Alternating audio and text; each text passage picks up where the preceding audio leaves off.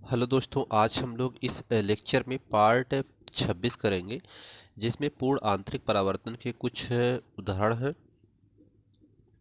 तो पहला है पूर्ण परावर्तक पृष्ठ।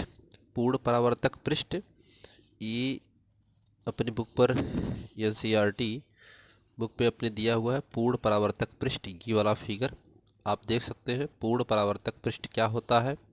पूर्ण परावर्तक पृष्ठ 45 अंश और 90 अंश और 180 अंश और प्रतिबिंब के उत्क्रमणीय में 3 प्रकार से होता है। तो उत्क्रमणीय का मतलब हुआ कि ऊपर की किरण नीचे, यानी ऊपर की किरण कहाँ जाएगी? नीचे, और नीचे किरण ऊपर हो जाती है। ठीक है, इसे उत्क्रमणीय कहते हैं प्रतिबिंब के साइज में। तो इसको हम लोग इसमें बनाना सीखेंगे पूर्ण आंतरिक परावर्तन में। तो पूर्ण परावर्तक प्रिज्म। तो पूर्ण परावर्तक प्रिज्म, पहले इसको समझ लेते हैं। पूर्ण परावर्तक प्रिज्म कांच का एक समकोण प्रिज्म होता है। यह पूर्ण परावर्तक प्रिज्म क्या होता है? कांच का एक समकोण प्रिज्म होता है। आप देख सकते हैं, यह यह कांच का एक समकोण त्रिभुज होता है, जो समद्विबाहु त्रिभुज होता है, जिसकी दो भुजाएं बराबर होती हैं। एक कोण 90 अंश का होता है और दो 45 अंश के कोण होते हैं। ठीक है, तो ये पूर्ण परावर्तक प्रिज्म होते हैं, 90 अंश पे होते हैं। तो पूर्ण परावर्तक प्रिज्म कांच का एक समकोण प्रिज्म होता है तथा शेष दो कोण 45 अंश के होते हैं। जब प्रकाश किरण कांच वायु आंतरा पृष्ठ पर 42 अंश से अधिक परावर्तित होती है, तो उसका पूर्ण आंतरिक परावर्तन हो जाता है, क्योंकि कांच का वायु के लिए क्रांति कोण 42 अंश होता है।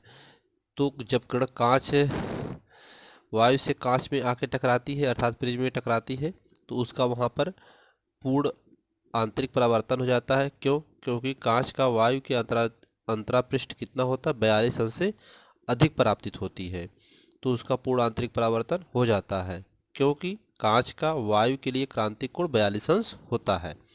ठीक है, 42 अंश होता है, जिसके कारण प्रकाश किरणों का विचलन 90 अंश, 180 अंश तथा उत्क्रमण में हो जाता है। तो इसी के कारण ही प्रकाश किरण का विचलन इन 3 स्थितियों पर होता है। एक 90 अंश पर होता है, एक 180 अंश पर होता है, एक उत्क्रमण पर होता है, प्रतिबिंब का उत्क्रमण पर होता है।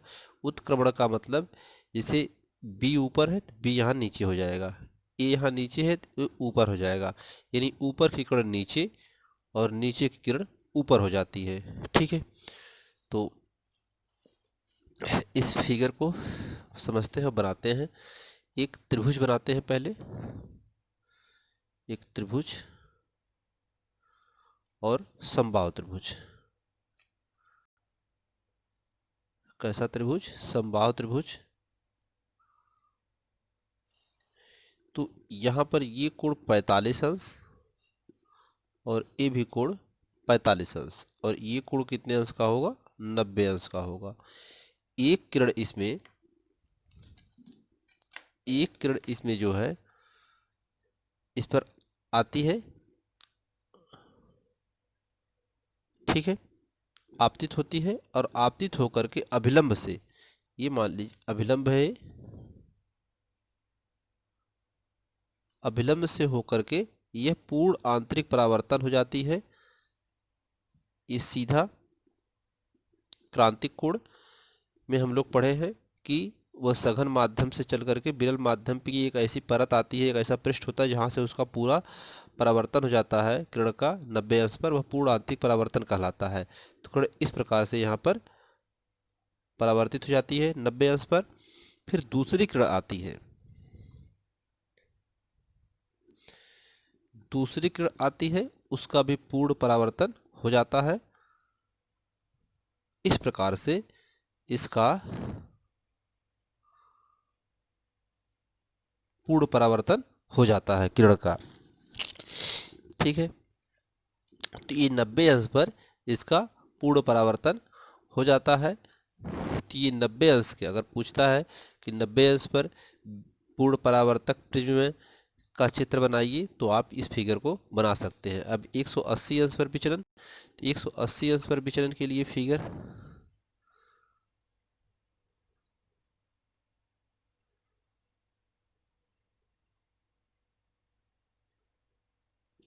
यहाँ पे ड्रा कर लेते हैं।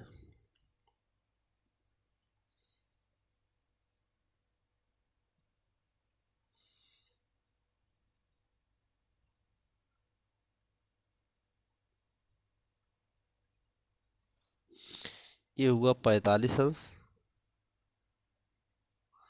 और ये हुआ 45 अंश और ये हो जाएगा आपका 90 अंश। ठीक है, यहाँ बुक में बना हुआ है फिगर, दोनों सब फिगर बने हुए हैं, फिर भी हम आपको बना के दिखा दे रहे हैं। एक किरण यहाँ पर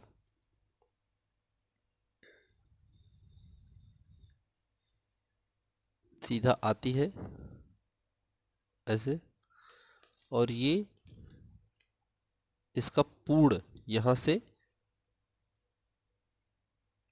परावर्तन हो जाएगा। ठीक,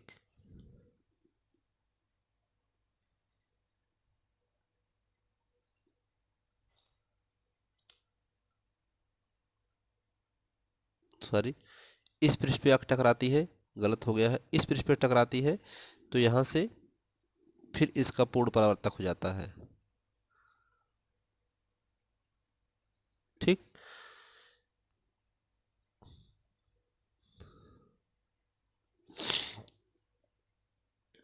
आप यहाँ से अभिलंब इसका ड्रा कर सकते हैं। ये अभिलंब इसका यहाँ पर हो जाएगा और इसका अभिलंब यहाँ पर। ठीक है, तो ये पूर्ण, यह किरण यहाँ आ रही, यहाँ आ रही है, ये नहीं है आपका। ठीक है, तो यहाँ पर इसका पूर्ण परावर्तन हो जाता है सघन माध्यम से चल करके, जिसे वायु माध्यम से सघन माध्यम में आती है। तो सघन माध्यम से जब ये टकरा, फिर वायु माध्यम की जब परत पर आती है तो इसका पूर्ण परावर्तक हो जाता है। फिर यहाँ पर भी वैसे हो जाता है, इधर भी ये अंदर सघन माध्यम में चल कर किरण पूर्ण परावर्तक फिर हो जाता है इसका। तो यह 180 अंश पर इसका विचलन हो जाता है। अगला है प्रतिबिंब का उत्क्रमण। प्रतिबिंब का उत्क्रमण में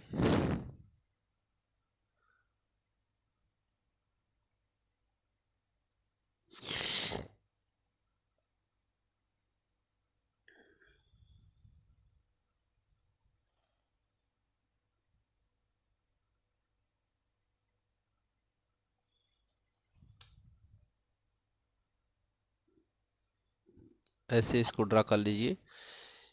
किरण यहाँ से आती है,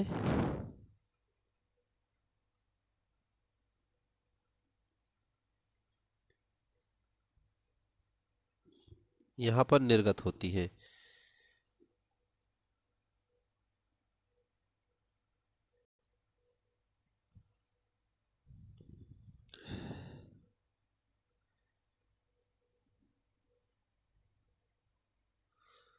आप देख सकते हैं ये किरण यहाँ पर, फिर इसका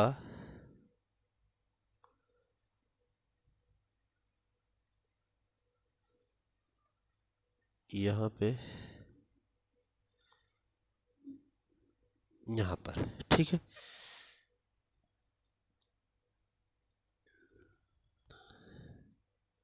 अगर ये ए किरण ए है और ये बी है मान लीजिए, तो ये किरण ए वाली देखिए यहाँ नीचे ए आ जाता है और यहाँ बी ऊपर हो जाता है। यानी नीचे वाली, ऊपर वाली किरण नीचे, नीचे वाली किरण ऊपर हो जाता है, इसे क्या कहते हैं, उत्क्रमण कहते हैं। ठीक है, तो ये आपका पूर्ण परावर्तक प्रिज्म था और इसका उपयोग जो है, इसका उपयोग प्रकाश मापी आदि प्रकाशिकी के यंत्रों में किया जाता है, पेरिस्कोप में भी किया जाता है। और यहाँ पर नोट में कि ऊपर की किरण नीचे तथा नीचे की किरण ऊपर हो जाती है, जिसे पूर्ण परावर्तक प्रिज्म का उत्क्रमण कहते हैं। ठीक है, इसमें दूसरा नंबर है प्रकाशिक तंतु। तो प्रकाशिक तंतु क्या होता है? प्रकाशिक तंतु में एक प्लास्टिक आवरण होता है।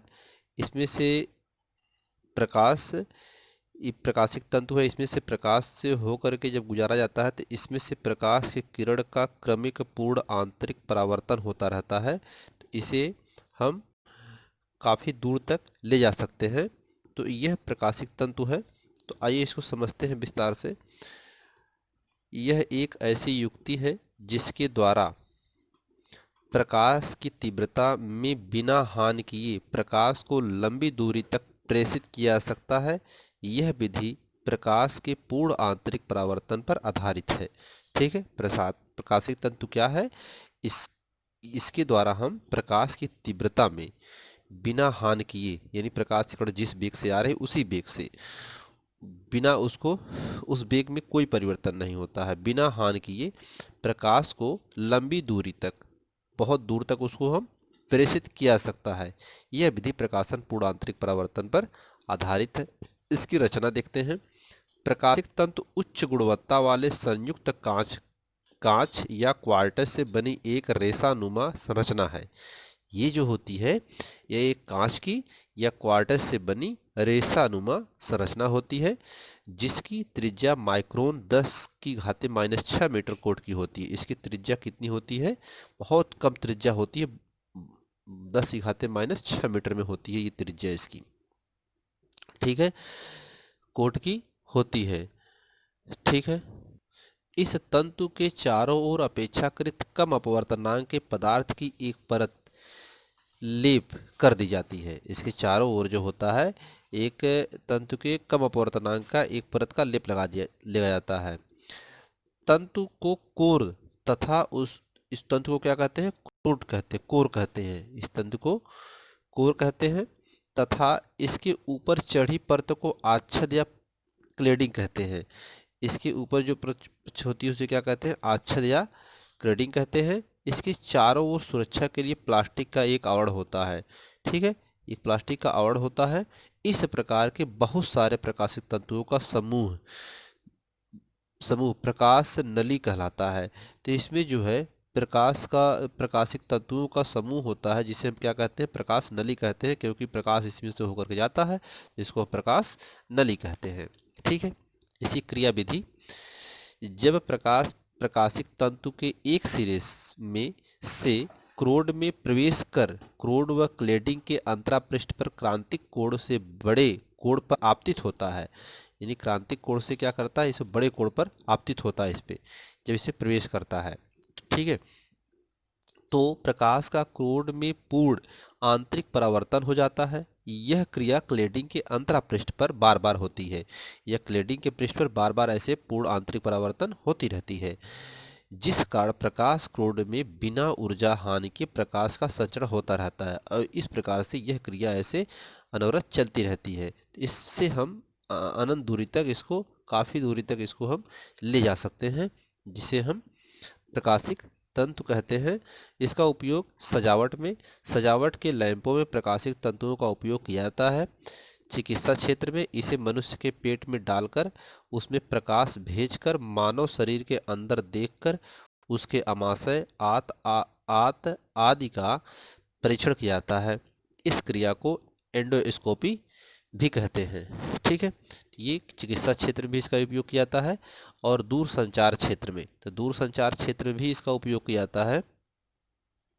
इनका उपयोग दूर संचार में विद्युत सिग्नलों को भेजने तथा ग्रहण करने में किया जाता है। ठीक है, इसको सिग्नलों को भेज करके फिर उसको ग्रहण करते हैं दूर संचार में। किसी अन्य अकेले प्रकाशिक तंतु में एक साथ लगभग 3000 संकेतों को प्रेषित किया जा सकता है, इसलिए इसे अभिग्रहित सिग्नलों का स्पष्टता अन्य पारस्परिक विधियों की तुलना से अधिक होती है।